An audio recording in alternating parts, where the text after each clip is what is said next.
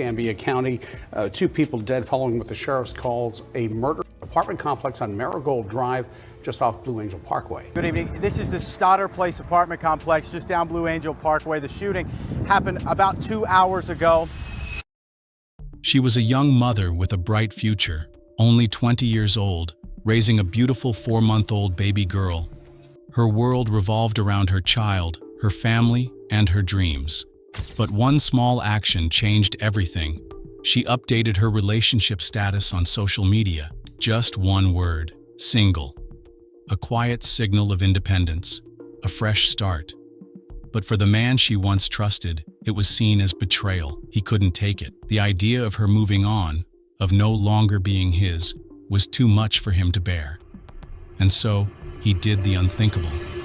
Jakavia Simmons was shot and killed, murdered in cold blood by the very man who once held her close, the father of her child. And as if that wasn't tragic enough, he turned the gun on himself moments later.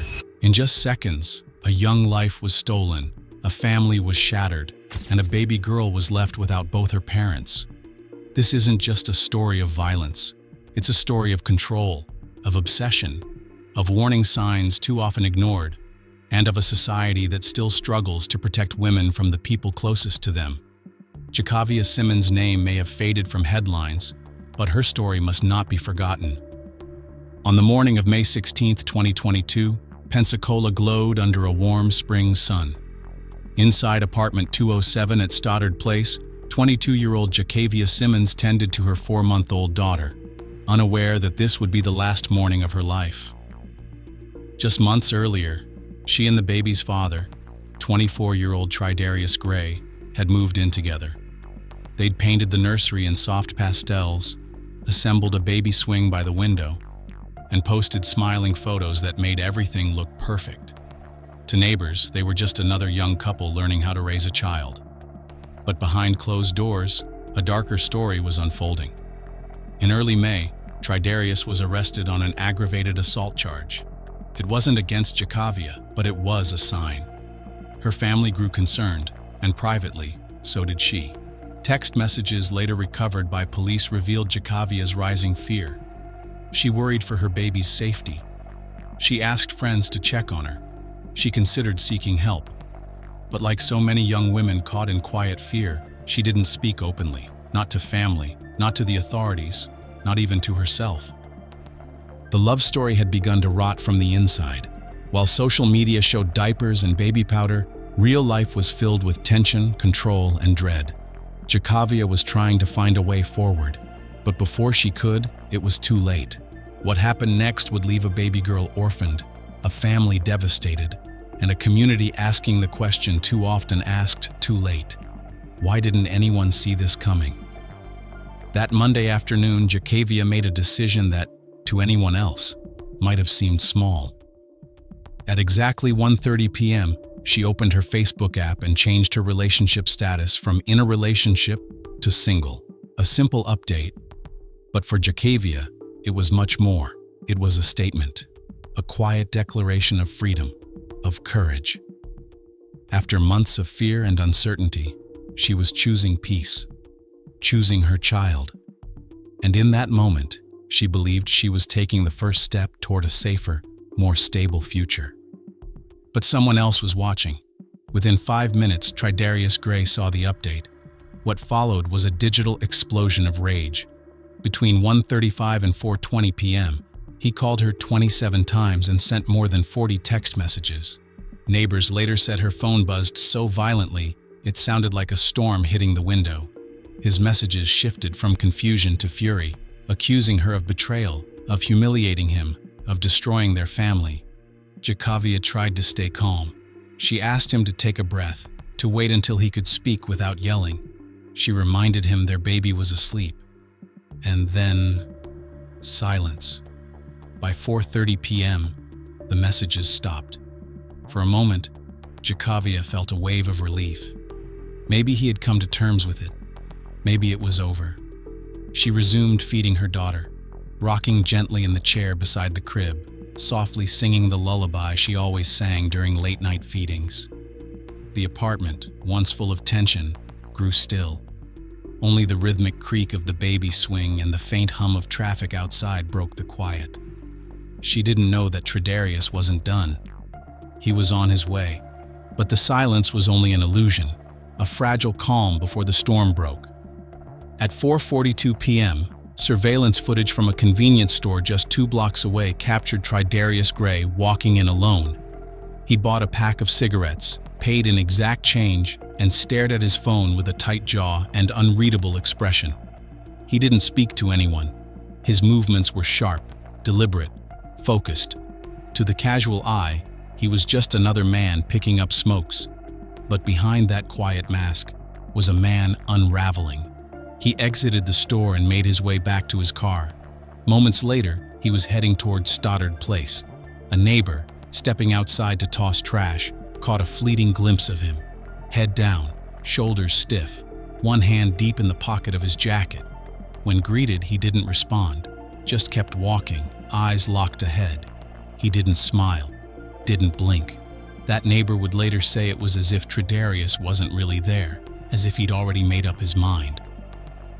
By 5:15 p.m., he was back at apartment 207. The hallway creaked beneath his steps. Inside, Jakavia was placing a half-finished baby bottle on the counter, unaware of the danger seconds away. The afternoon sun poured through the blinds, casting warm golden stripes across the floor. In that moment, she felt calm. The baby had slept through the chaos. The storm of texts was gone, and maybe, just maybe, she believed the worst was over. She had no idea. It was just beginning. There was a knock. Firm, measured, but it struck like a thunderclap. Jakavia's pulse quickened. Without hesitation, she moved, placing her daughter gently into the swing by the window, as if some part of her already sensed the danger on the other side. She took a breath, smoothed her shirt with trembling hands, and walked to the door. When she opened it, Tridarius stood there, but it wasn't the man she had once known. The softness that once drew her in had vanished. His face was hard, unreadable, his eyes hollow. In that moment, the reality of what she had done hit her like a wave. The Facebook status, the attempt to reclaim her life, the messages she had tried to ignore. It had all led to this. Inside, the room was still. The baby's swing creaked in rhythm. A siren whined in the far distance. The hallway light flickered above them, casting shadows that danced with tension. Time slowed. Everything, the smells, the sounds, the air itself, felt heavier. And Jakavia knew. This wasn't a talk. This wasn't reconciliation. This was something else entirely. She opened her mouth to speak, to explain that she wasn't trying to hurt him, only to protect herself and their child. But before the words could form, she saw it. His hand reaching inside his jacket, a movement so small, so subtle, but it shattered everything. Her heart pounded in her chest, a warning drumbeat. The apartment, the nursery, the warmth, the dreams, had become a trap. She stood there alone, face to face with a man she once trusted. And in that frozen moment at the doorway, the line between love and violence disappeared. Her mind was a whirlwind. How did it spiral to this? The laughter, the shared memories, the soft glow of midnight feedings. How had it all led here? Was there something she missed? A warning hidden behind a smile? A silence too easily dismissed? But there was no time left for reflection. The corridor outside her door seemed to freeze in place, as if the world itself held its breath. And then, he moved. Tridarius reached into his jacket and instinct took over. Jakavia lunged toward the floor, desperate to shield her child. The first shot shattered the air like a thunderclap. Pain exploded in her side as she collapsed against the couch. The room felt smaller, tighter, as if it were closing in. Gasping, she tried to crawl forward, her eyes locked on the swing where her baby was now crying, caught in the chaos. Then 4 more shots rang out in sharp, rapid bursts. The wall shook. A framed photo crashed to the ground. Jakavia's limbs felt heavy, her body weakening by the second. Blood pooled beneath her hand. She reached again, but she couldn't get there. One final shot. Then, silence. All that remained was the baby's piercing wail, the swing rocking faster from the force of nearby tremors. Down the hall, a neighbor, herself a mother, heard the gunfire and the crying and didn't hesitate. She ran, banging on doors, screaming for help. Then she dialed 911, her voice breaking as she begged the dispatcher to hurry. "There's a baby," she said. "A baby's crying inside." And as the seconds dragged on, she stayed by that door, trembling, helpless, listening to the sound of life continuing behind it, in the wake of unspeakable violence. At 5:34 p.m., police forced their way into apartment 207. The battering ram struck the door with a thunderous crack, and officers flooded inside, weapons drawn, flashlights slicing through the shadows. The scene was still, too still. Near the couch, they found Jakavia Simmons, lying motionless, her body riddled with 5 gunshot wounds. Just feet away, Tridarius Gray lay on the floor, a single bullet wound to his head. The gun remained clenched in his hand. For a brief moment, time froze. Then training kicked in. The officers called for medics and began securing the scene. Paramedics moved quickly. Jakavia was gone. Her body was covered with a sheet. Tridarius was lifted onto a stretcher. And then, the sound that pierced the heavy silence, a baby crying. An officer gently lifted the unharmed child from the swing by the window, still rocking, still warm in the afternoon light, and wrapped her in a soft blanket. Child welfare arrived soon after, taking the infant in their arms with soft whispers meant to soothe a pain she couldn't yet understand. Outside, red and blue lights flashed against pastel nursery walls, casting flickering shadows over the remnants of a life once full of hope. By early evening, neighbors stood in clusters behind police tape, some crying, others silent, all struggling to process the horror behind that door. Reporters arrived at the scene as the sun began to fall, broadcasting live as the sound of a baby's cry echoed faintly behind them. At 8 p.m., the child, now orphaned, was placed in the custody of Child Protective Services and taken to a hospital. There, in a quiet room, a nurse gave her a bottle and wrapped her in a clean blanket. She drank slowly, calmly, unaware of the chaos that had swallowed her world. One small life, untouched by the bullets, but forever marked by what they took away. While the city slept, detectives pieced together a shattered story. Phone records revealed a digital trail of obsession, hundreds of calls and messages, each one more desperate than the last. They photographed the blood-stained carpet, the shattered picture frame, the nursery frozen in time. Security footage confirmed what they already suspected. At 4:42 p.m., Tridarius had bought cigarettes with cold precision, his final hours unfolding on tape. By 2 a.m., the timeline was complete. The motive was heartbreakingly clear, the warning signs all too familiar. Apartment 207 was sealed with crime scene tape and a white paper notice across the door. Inside, the pastel walls and scattered baby toys stood like monuments to a life interrupted. The nursery, once filled with lullabies and quiet dreams, was now a place of chilling silence. For days, no one entered, except for investigators in gloves, collecting every trace of a tragedy that might have been prevented. What remained was not just a scene of violence, but a portrait of what control looks like when masked as love. In the early hours of May 17th, Jakavia's family arrived at the station, arms full of baby clothes and blankets, hearts heavy with unimaginable grief. Her mother, eyes red from sleepless crying, clutched her granddaughter and rocked her gently, as if shielding her from the truth. In that waiting room, filled with silence and sorrow, the family was left to plan what no family should: a funeral for a daughter and a future for her child. As the sun rose over Pensacola, a broken community began to ask questions that echoed beyond one apartment. How did we miss the signs? Why was he still armed? And how many more Jakavias will there be before something changes? No candlelight vigil, no fundraiser, no headline could undo what had been done.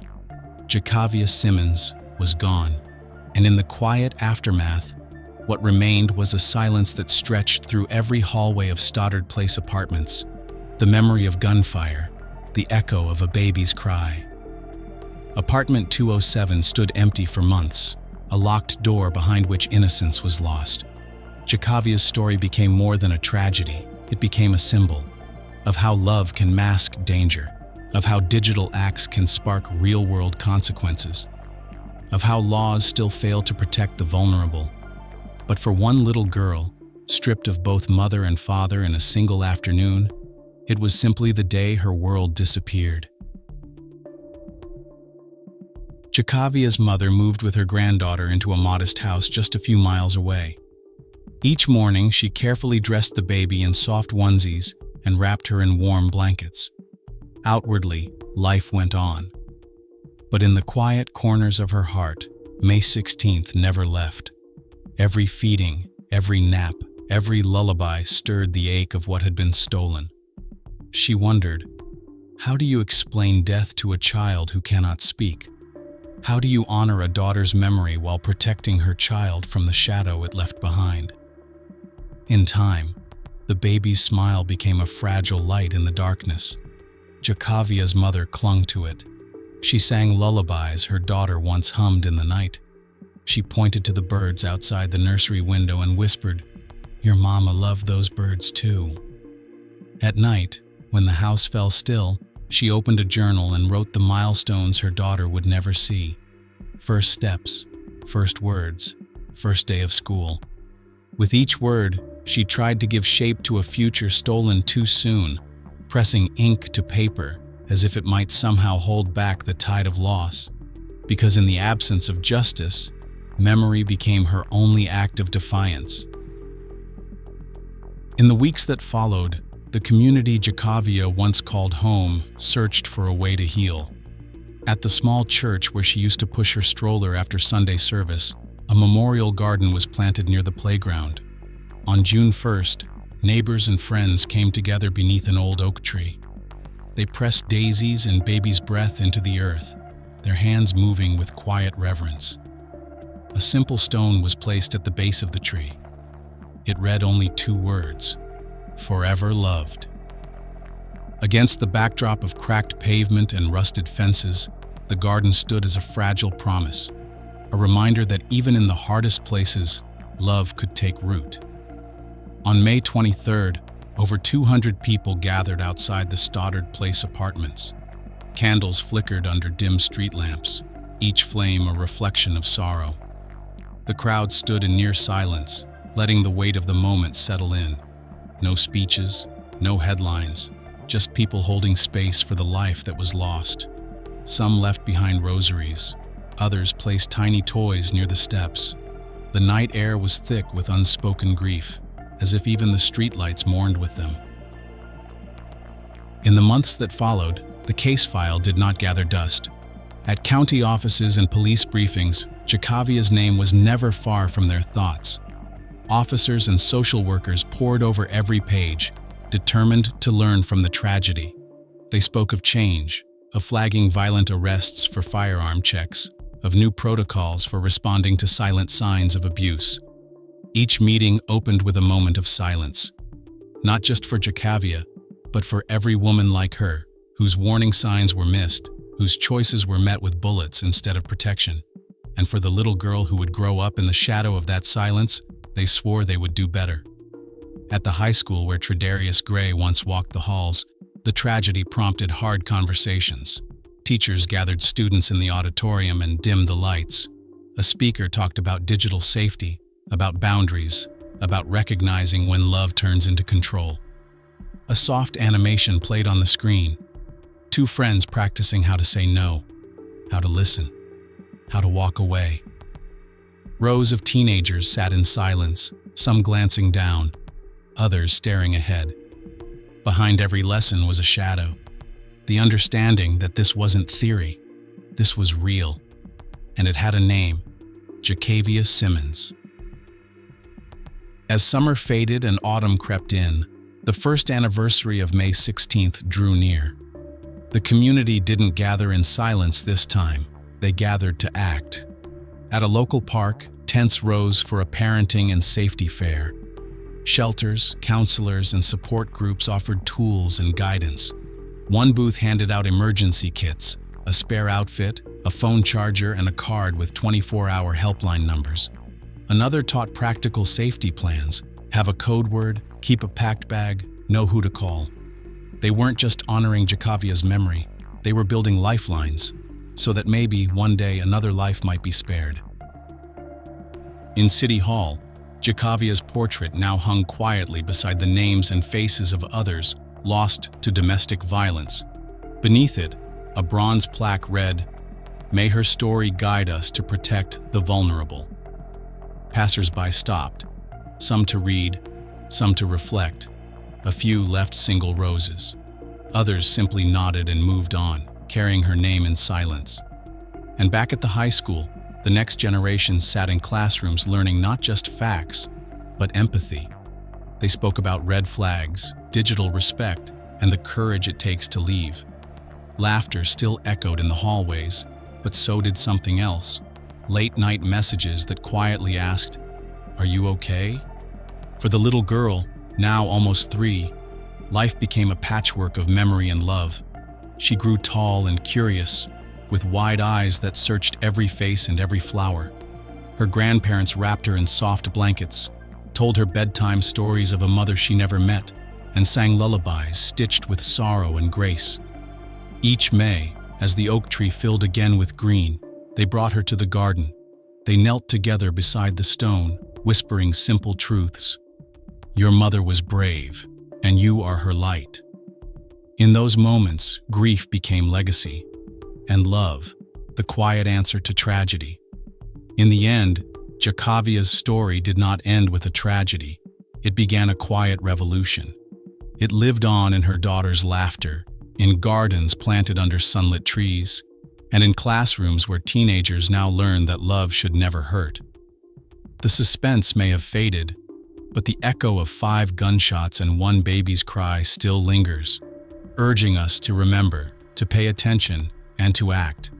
Because sometimes, saving a life doesn't start with sirens. It starts with listening, with asking, with believing, and it begins long before violence turns the page. Thank you for watching. If this story moved you, please share your thoughts in the comments below. Don't forget to like, share, and subscribe. And hit the notification bell so you never miss another video that matters. Stay safe, stay aware, and stay kind.